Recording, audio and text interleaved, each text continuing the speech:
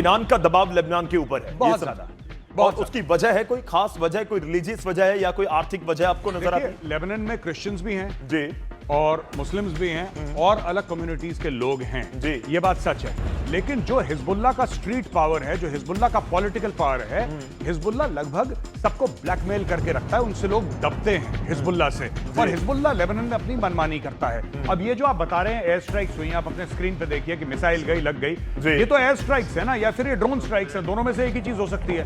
तो अगर ऐसी बात है तो ये लड़ाई शुरू किसने करी है? लड़ाई हिजबुल्लाह ने शुरू करी है।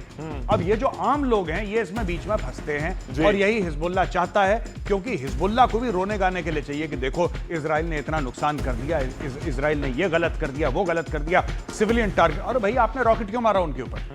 सिंपल सी बात है, आप शुरू करोगे भुगतोगे। 24 घंटे में 120 मैंने इसको कैलकुलेट किया कि हर घंटे 5 हो रहे हैं, इसका मतलब है 10-12 मिनट में एक स्ट्राइक हो रही है, चाहे वो ड्रोन के जरिए हो, चाहे वो जेट के जरिए हो। तो ये तो फुल फ्लेज वॉर की तरह सिचुएशन हो गई ना।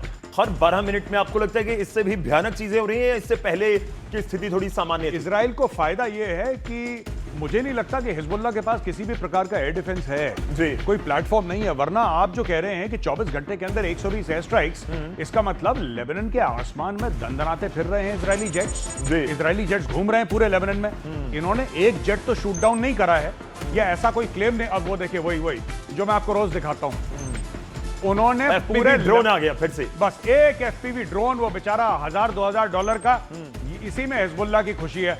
और एक ही वीडियो है ये, कल परसों भी हमने यही वाला वीडियो देखा था जी। तो बस ये जाके घुसा देंगे ट्रक में, कुछ लोग जख्मी हो जाएंगे, दैट्स इट।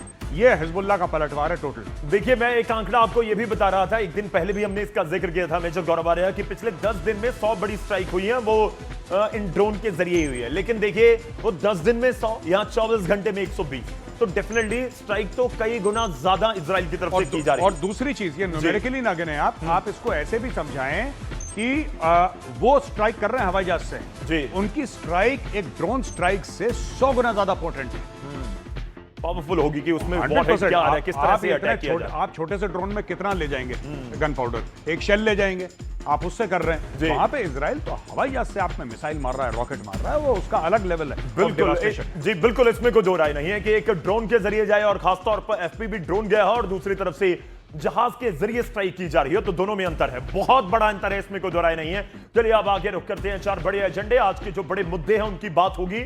और बात आज हम करने जा रहे हैं कि क्या वाकई जंग जैसी स्थिति में, केवल इजराइल लेबनान का बात नहीं कर रहा हूं, उसकी बात नहीं कर रहा हूं, बल्कि ईरान और अमेरिका की भी आज बात होगी।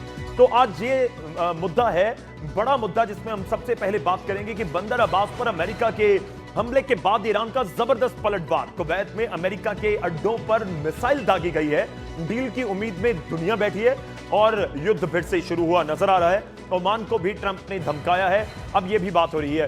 तो ट्रंप नहीं मानेंगे या युद्ध भड़का दिया है? आपको लग रहा है कि ये सेकंड राउंड शुरू हो चुका है? हल्की फुल्की चाहे स्ट्राइक हम इसको कह रहे हैं। मुझे ट्रंप की बात ही समझ में नहीं आई जी। ये कह रहा है मैं ओमान को उड़ा दूंगा। ओमान का क्या लेना देना इससे? ओमान तो इनकी साइड में है जी। Oman is firmly for talks. Oman तो पीस डील, ओमान वो मुल्क है जो एक पीस डील लेकर आया था, जिसने ईरान को कन्विंस किया था कि भाई ये यूरेनियम वगैरह छोड़ो, एक पीस डील करते हैं। ईरान काफी हद तक मान गया था। मैं बात कर रहा हूं 26 फरवरी 27 फरवरी की, 28 को इन लोगों ने बॉम्ब कर दिया वहां पे। अब आप कह रहे हैं कि आप ओमान को गायब कर देंगे। क्यों ओमान को गायब कर देंगे? That is why people don't trust Donald Trump. ठीक है ना? आप अपने दोस्तों को धमकी देते हैं और दुश्मनों के ऊपर आपकी चल नहीं रही है। स्थिति तो ऐसी ही बन रही है। इसके ऊपर आगे डिटेल में बात होगी, लेकिन आगे बढ़ते हैं। दूसरा बड़ा एजेंडा स्क्रीन के ऊपर ले आइए, और बात होगी ट्रंप के बाद नेतन्याहू की भी। बेका वैली के बाद टायर शहर में भी लेबनान को दहलाया गया है। इजराइल के कमांडर के ये ऑर्डर्स हैं कि हिजबुल्लाह को चुन चुन कर इजराइल मारेगा। तो ये भी पॉइंट है कि इस तरह की स्थिति बनती हुई नजर आ रही है, जिसका हम लगातार बात भी करते हैं, जिक्र करते हैं, और आगे बढ़ते हैं। तीसरा बड़ा एजेंडा ले आइए, ये खूनी ऑर्डर से जो दहला है लेबनान, इसकी बात करेंगे। और दूसरे फ्रंट पर भी आग उगल रहे हैं नेतन्याहू। इजराइल का एजेंडा साफ है, जो हमास चीफ बनेगा मारा जाएगा। हमास के नए डेथ वारंट पर इजराइल से बड़ी खबर है, इसकी भी हम बात करेंगे। ये तीसरा बड़ा एजेंडा होगा। अब चौथा बड़ा एजेंडा स्क्रीन के ऊपर लाइए, और बात करेंगे पुतिन की, रूस की, यूक्रेन की। पुतिन की आर्मी पर ब्रिटेन की खुफिया एजेंसी का एक दावा सामने आया है। यूक्रेन में मारे जा चुके हैं कई लाख रशियन सैनिक। जेलेंस्की से रूस को सबसे बड़े खतरे का अलर्ट जारी हुआ है। आपको लगता है कि रूस के सैनिकों के मरने की गिनती लाखों में हो सकती है यूक्रेन वॉर में? देखिए, हो तो सकती है, 4 साल से लड़ाई चल रही है जी। और ये जो लड़ रहे हैं ना, ये वो वाली लड़ाई नहीं है जो अमेरिका और ईरान वाली है कि 30,000 फुट से कुछ मारा। जी। नहीं, ये एक्चुअली जमीन पर लड़ रहे हैं। जब मैं कहता हूं ना, जो वॉर हो रहा है जिसमें इन्फेंट्री लड़ रही है आपस में, जिसमें आर्टिलरी लड़ रही है, जी। वो तो ये वाला वॉर हो रहा है जो रशिया और यूक्रेन के बीच में है। अब 5 लाख मरे नहीं मरे, ये तो मेरे लिए पर्सनली कहना बहुत मुश्किल है क्योंकि मुझे नॉलेज नहीं है। जी। लेकिन अगर कोई कहता है कि क्या 6 फिगर्स में डेथ हुई होगी, तो मुझे लगता है बिल्कुल हुई होगी, ऐसा मेरा अनुमान है।